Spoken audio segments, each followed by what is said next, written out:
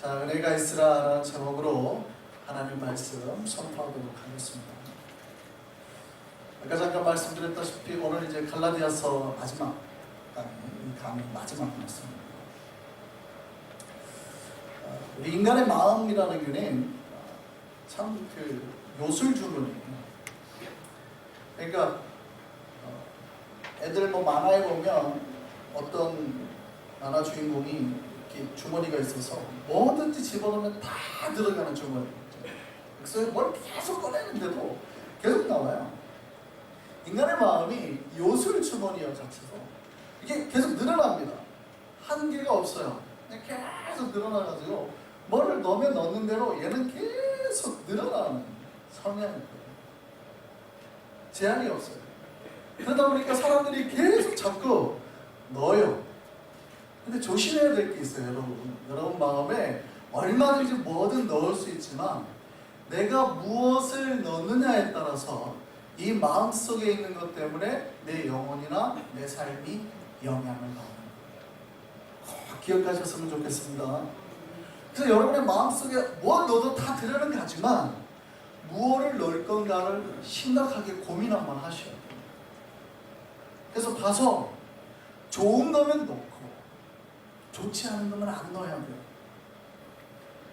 좋은 거를 넣으면 이 좋은 게 나에게 좋은 영향을 미치고 살이 되고 나를 건강하게 하고 행복하게 만드는데 나쁜 거를 넣으면 부정적인 걸 넣으면 어때요? 부정적인 마음과 생각, 근심 걱정을 넣으면 근심과 걱정이, 불안한 마음을 넣으면 불안함이, 우울한 마음을 넣으면 우울함이 내 속에서 영향력을 미치게 되어 있다. 그리고 이게 제한이 없으니까 불안한 걸 넣어도 뭐가 딱 막히면 그만둬야지라는 생각이 드는데 제한이 없으니까 그런 생각이 있어요? 없어요? 없죠.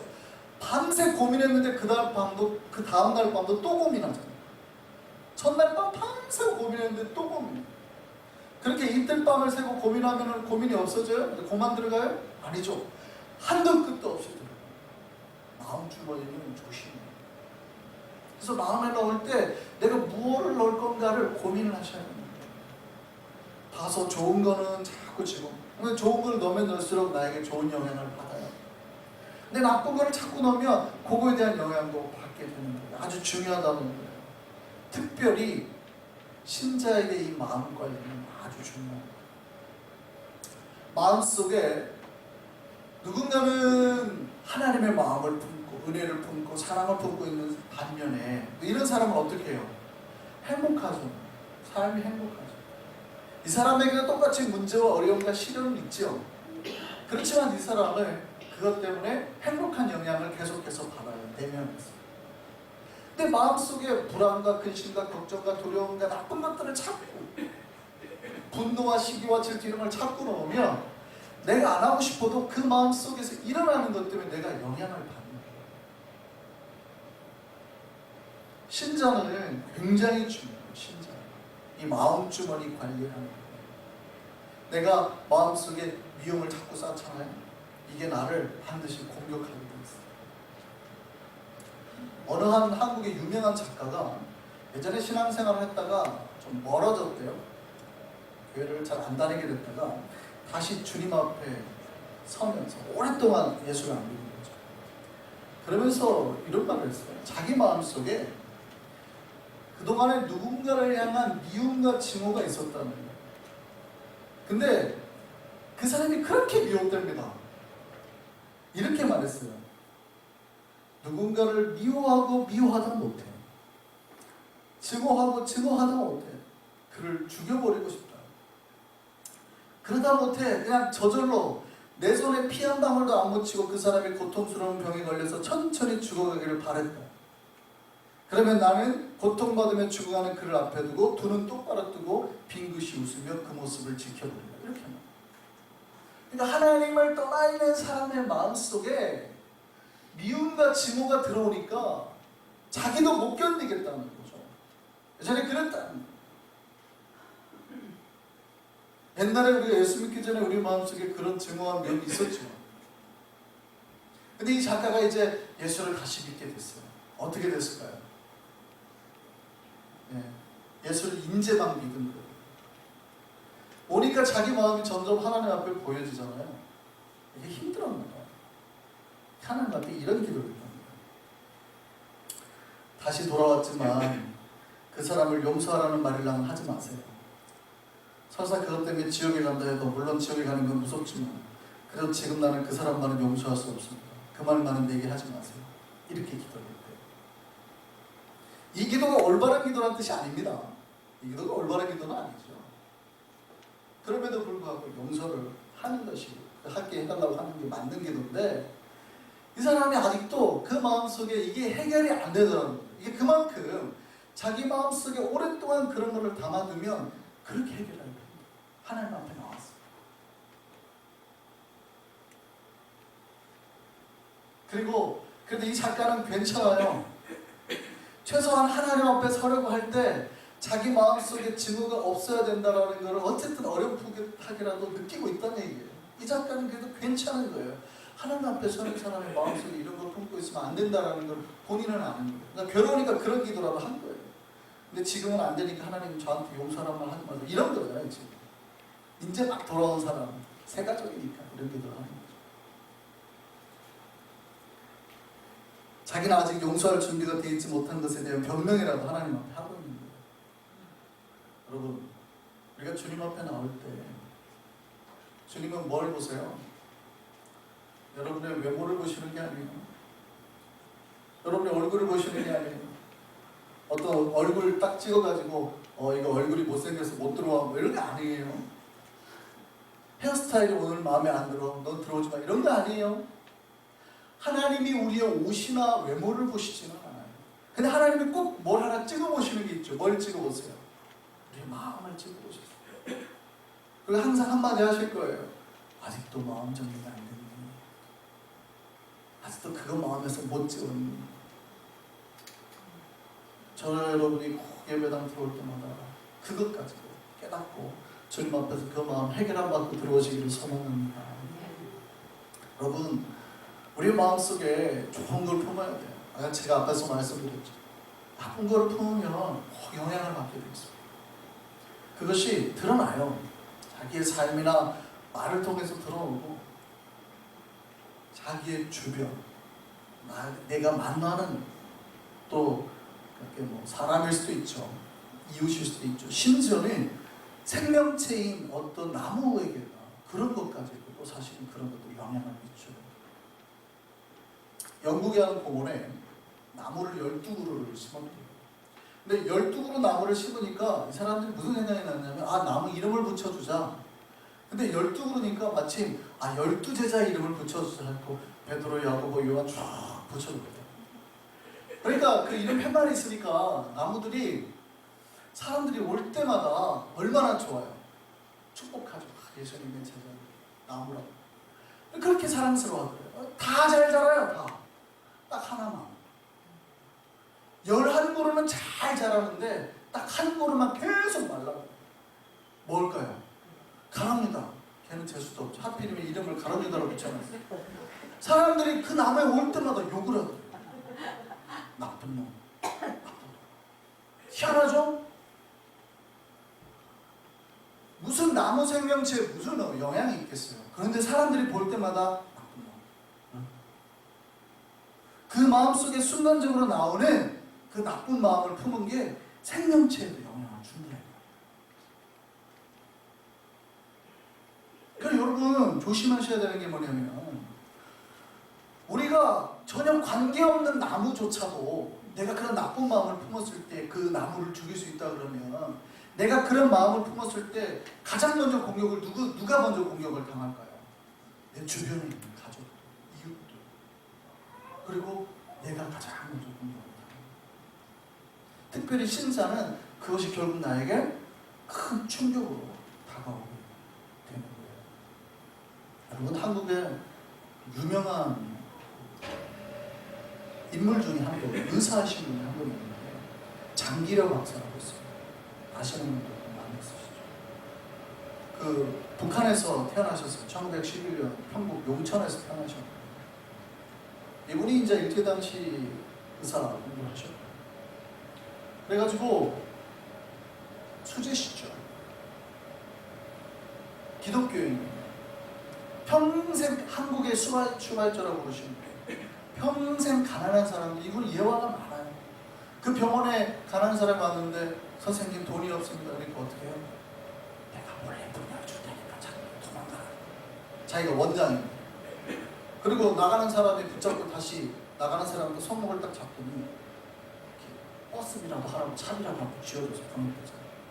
그 다음날 원무과 직원이 와가지고 의사가 되게 환자가 도망갔다고 내가 문 열어줬어요. 그분 일화가 참 많아요. 그래서 이분이 아시아의 노벨상이라고 불리는 막사이사의 상이라는 게 있어요. 그거를 수료하셨죠. 굉장히 유명한 우리 기독교에서 자랑할 만한 그런 박사세요. 1995년에 돌아가셨습니다만 이분이 그럼 왜 평생을 그렇게 가난한 자들을 위해서 약한 자들을 위해서 살았을까? 한 에피소드가 있었어요. 이분이 이제 당시 일제당시인데 그 공부를 하다가 의학 공부를 하고 있었어요. 수련회 시절이었답니다. 같은 조선인 친구와 복도에서 이야기를 하는데 일본 간호사가 지나가면서 에이 더러워. 그러니까 이분이 듣기로는 조선인이라고 자기가 의사인데도 불구하고 조선인이라고 욕하고 들은 거예요. 그러니까 간호사잖아요. 이분 마음에 갑자기 분노가 치밀어요. 그러니까 그 분노를 어떻게 해요? 자기가 못 이기는 거죠. 그러니까 그 간호사를 볼 때마다 괴롭혀요. 힘들게 하고 못 살게 하고. 심지어 어느 날 간호사 크게 실수를 하니까 가가지고 뺨을 팍 때려요. 그런데요, 그것 때문인지 어떤지 모르겠는데 그 간호사가 어느 날 젊은 간호사가 시름시름 앓다가 죽어버려요. 근데 이 장기래 박사가 나중에 이야기를 들었는데 그때 자기랑 이야기하고 있던 친구가 감기에 걸려서 코를 풀고 있었어요. 그러니까 이 간호사가 들어가는데 더럽게 길 옆에서 코를 푼다고 그 말을 한 거예요. 조선인이라고 욕한 게 아니라 더럽게 길 옆에서 코를 푼다고 그 말을 했거든요. 근데 이분은 그때 이제 아무래도 조선인 그런 열등감이 있어가지고 충격을 받았어요. 이분이 크리스찬이잖아요.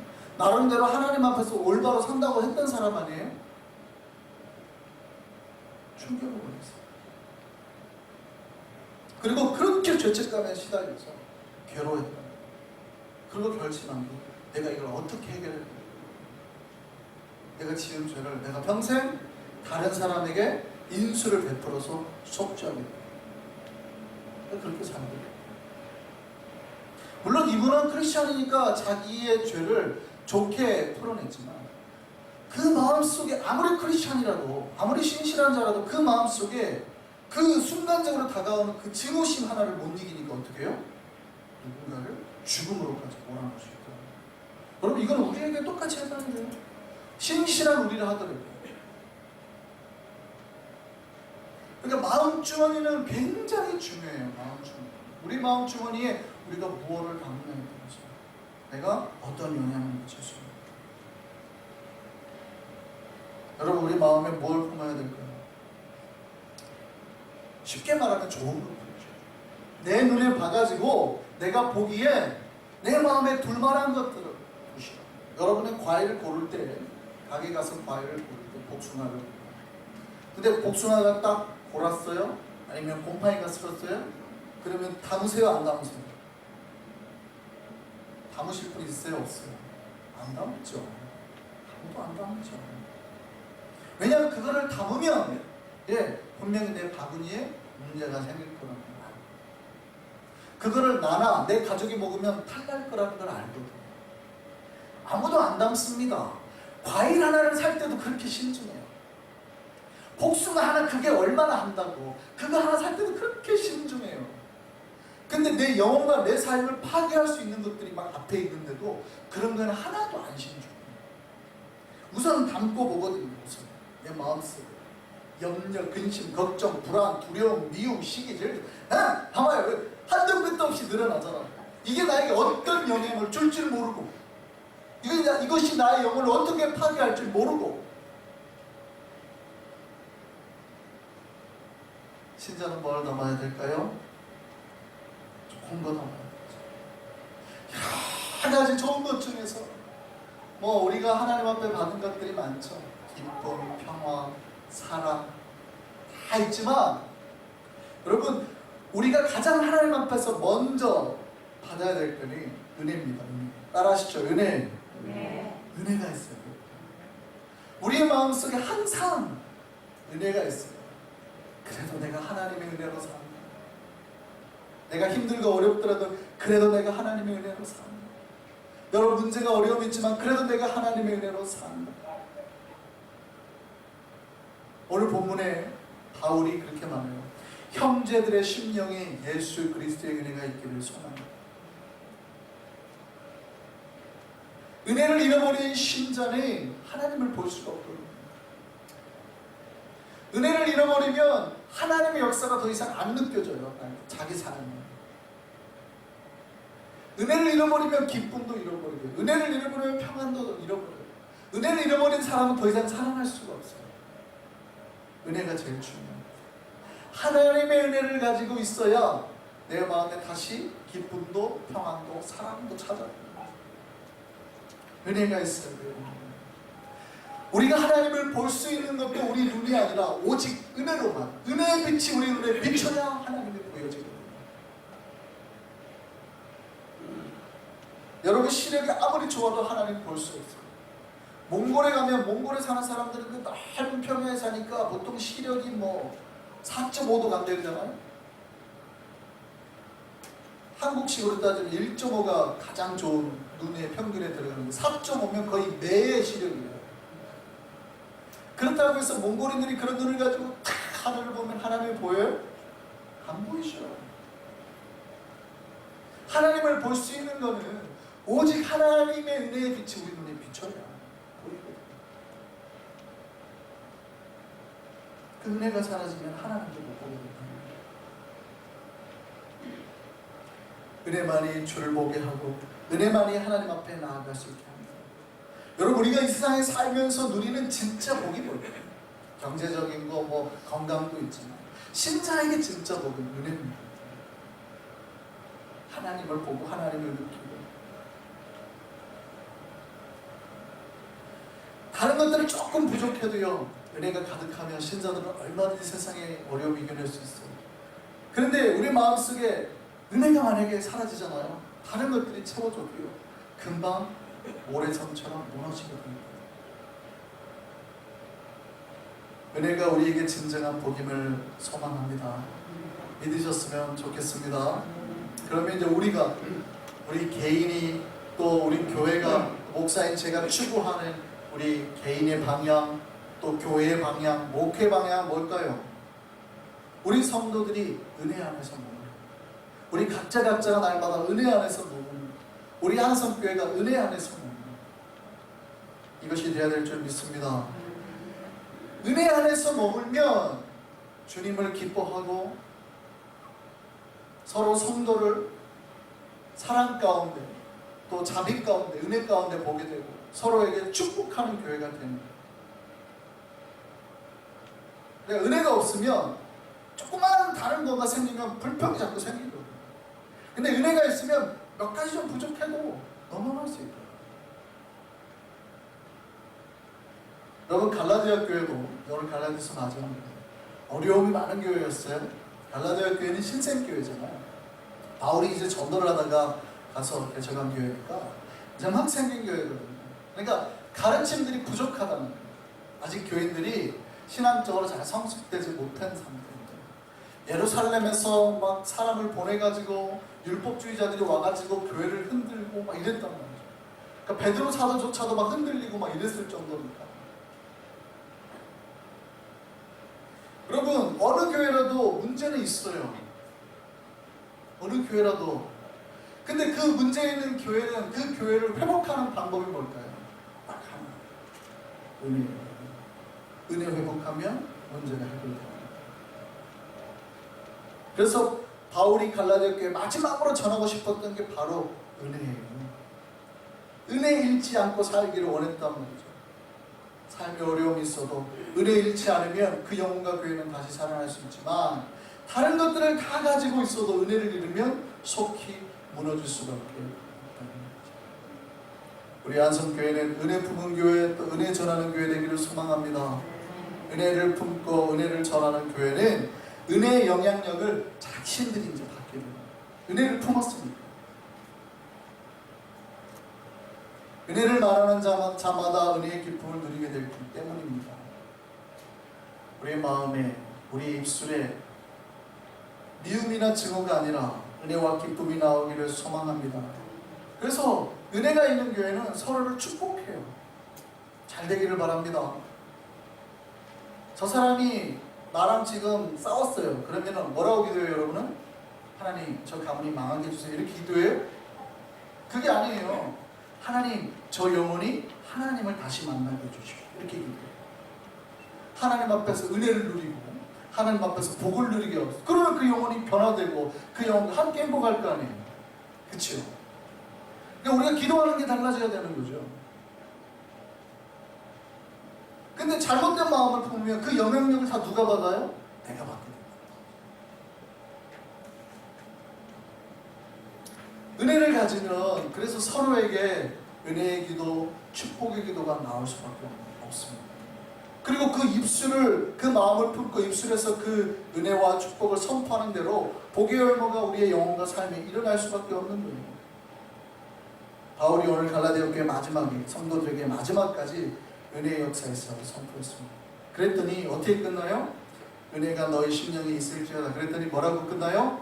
아멘. 그러고 끝나죠.